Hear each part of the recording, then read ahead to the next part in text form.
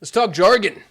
This is one of the most important things of any industry, period, full stop. I think the words that you use tend to be the barrier of understanding. Anytime I'm confused by something, I've always noticed, especially when I'm being exposed to new information, so much of it is just a jargon issue. You know, I talk to a financial planner and then they start throwing these like acronyms and terms and, just new ways of saying things, even if they're words that I understand independent of each other.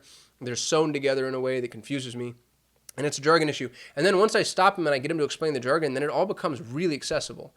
And here's what's really interesting. You start to realize who knows their own industry. Because when you get past the jargon, people stop being able to explain certain things. And then you're like, wow, you really haven't dug this deep, have you? So we're going to go over Google Ads jargon for my tenured veteran Google Ads managers. You know this. Skip this video. This is not for you.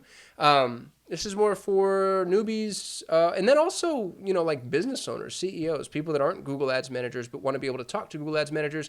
I'm going to tell you what words to use and what those words mean. Let's get started. First, Google Ads account. Your account. People misuse this word often. They think that the account is, just the login or just a campaign or your Google Ads account is your home base. This is everything you have to do with Google Ads. Now, this isn't your Google account.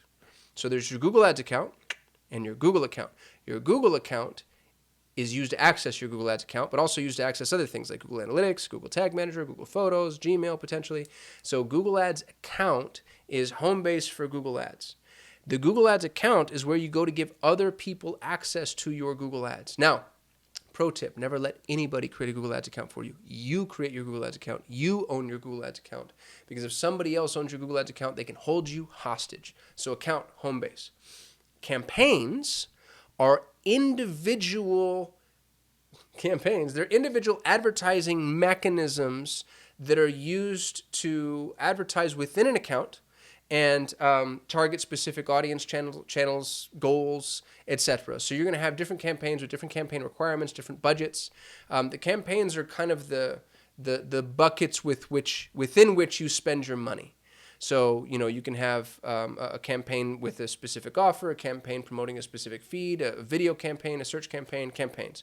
So accounts are the big kind of platform, let's say, and then the campaigns are the boxes that live inside of that platform.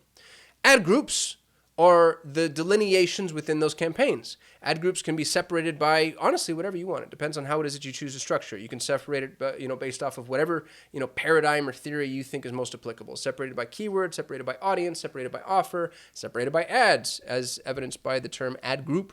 Ad rank. Google claims to be an auction. They're not really, but they kind of are. Where you're ranked in that auction, how much you pay, where you're positioned, where your competitors are positioned. This is all calculated dynamically in real time according to something Google refers to as ad rank. And the ad rank algorithm isn't really known. They've offered us 4 or 5 factors that play into ad rank, but it's something that they keep opaque for obvious reasons. They can't give away the secret sauce. Google also has something called ad rank thresholds. Ad rank thresholds are super sneaky ways that Google forces you to pay a minimum required amount of money, regardless of whether or not there's a competitor or any competition for that search term or that audience or whatever. So ad rank thresholds, I think, fly in the face of the concept of an auction, because if it is an auction, that means that no competitiveness would be, effectively free or very cheap traffic, not free, obviously. But Google's ad rank thresholds factor in how much money you make on the traffic when pricing the cost of this on this traffic. So be really careful with ad rank, because it's a slippery, kind of hard to measure grade that Google's offering us, and they're using it in order to charge you. You want to make sure that you maximize your ad rank wherever possible. And the way to do that, by the way, is relevance.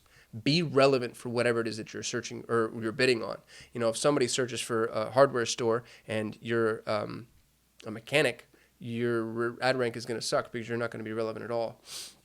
And you might think to yourself, like, well, that's a stupid example. And I'm going to tell you, no, it's not, because I see people search or bid on terms that are just massively irrelevant all the time. A good piggyback onto ad rank is quality score. The quality score is shown to you. So Google doesn't tell you your ad rank, but it will show you your quality score. And the quality score is kind of a predictive indication of what your ad rank might be. Because ad rank is calculated individually at every single individual auction. So every search, every user, every browser, every instance, there's a new ad rank in theory. There's no way that Google's going to give you those ad ranks. They couldn't. Or maybe they could, but it would be logistically very difficult. The quality score lets you know, roughly speaking, what your ad rank may be based off of a collection of predictors like relevance and bid, those types of things, landing page experience. Ad extensions. These are the unsung heroes of the Google Ad world. Ad extensions are the little snippets and highlights and links and additional options that show generally on search ads, not just on search ads, but they're more visually accessible in search. So you have your normal search result, and then if there's 4 little sublinks under that search result, those are site link extensions, for instance. You want to max out your extensions wherever possible, whenever possible. You don't get to choose when or how these are displayed. Google does. And so you want to make sure you make as many of them available and accessible as you possibly can. Impressions. Impressions just refers to people who saw your ad. Super simple. I hate agencies that report on impressions as a standalone vanity metric. They like to tell you that, oh, look, we're building your brand. Now, if you're a great big company, this might be true. But you need to know why impressions are important as a KPI. You need to know how it is that lever influences the rest of your business before somebody should be able to report on it for you. So impressions are a good predictive indicator. The impressions to click gives you a click-through rate and tells you whether or not your ad copy is relevant, for instance. But you need to know why you're reporting on impressions before you report on impressions wholesale. Clicks, pretty obvious there. People that actually clicked on your ad. Now, this is important and more relevant because more and more Google is reporting on things like view-through conversions. So somebody who took an action after seeing an ad but not necessarily clicking on it. Click-through rate, the number of clicks divided by the number of impressions equals your click-through rate. So click-through rate, 100 people saw me, 2 people clicked, I have a 2% click-through rate. View-through conversions calculated much the same way. 100 people viewed the ad, didn't necessarily clicked. 2 of them bought, I have a 2% view-through conversion rate. CTA, you hear marketers talk about CTAs all the time. Call to action. What do you want somebody to do? Buy, subscribe, click, call, schedule, book, download. What is it that you want me to do? What's your CTA? You should always have a call to action. Landing page. Don't confuse this with squeeze page. A squeeze page is a page that I send somebody to and they can't do anything but the thing I want them to do. Don't love squeeze pages for a bunch of reasons. I've got other videos on that. Landing pages, this is just the page that the traffic is going to. So, you've got 150 pages on your website and you're sending them to this specific one. That's the landing page, the page on which they will land. And what's really interesting about Google Ads is more and more, Google is actually selecting the landing page for you. You don't define the landing page, Google does.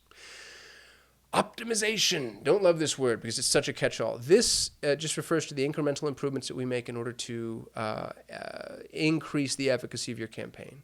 So when we optimize, it might mean, I'm going to turn this audience off. I don't like optimizing by dimensions, by the way. So I've got no conversions from tablets, so I'm going to turn off tablets. Well, you don't actually know that. You don't know where tablets have influenced the conversion path. You don't know what attribution really looks like long-term. You don't know what other channels this might be influencing. So be really careful about optimizing against dimensions. But optimization means the tweaks and improvements that are being made to a campaign in order to improve the efficacy. More and more now, optimization is happening from an AI-driven perspective, which is really interesting.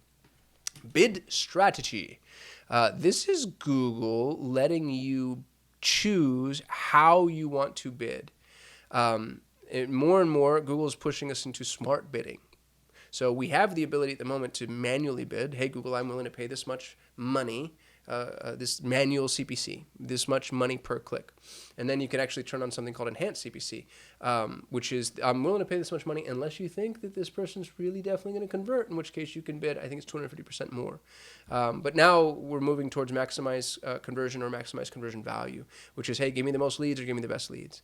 And then with those, you can track the cost per acquisition, so TCPA, the cost that you pay in order to acquire a lead, or your ROAS, your return on ad spend. You want to be really careful optimizing on those metrics solely because you don't get to see the full picture of your marketing spend. You only get to see what Google shows and tells you, which is a little bit dangerous. CPC, cost per click, pretty basic, straightforward. This is how much money you're spending per click.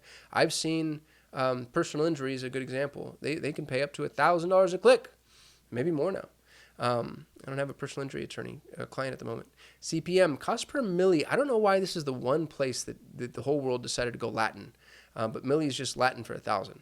So it's cost per 1,000 impressions, and CPM is very often how you end up paying for display-based ads. CPV, cost per view. A view is when a viewer watches 30 seconds of your video or more, unless the video is less than 30 seconds, in which case it's whether or not they've interacted with the video. I like Google's 30-second threshold. I think that that's actually pretty fair on the CPV scale. So those are the jargon terms that I have for you today. I hope this was helpful. I think getting clear on semantic index and nomenclature is actually, that's the first step for all of us being able to communicate. So I know this is something of an introductory video. Hopefully the rest of our subscribers don't yell at me for that. Appreciate y'all. I'll talk to you tomorrow.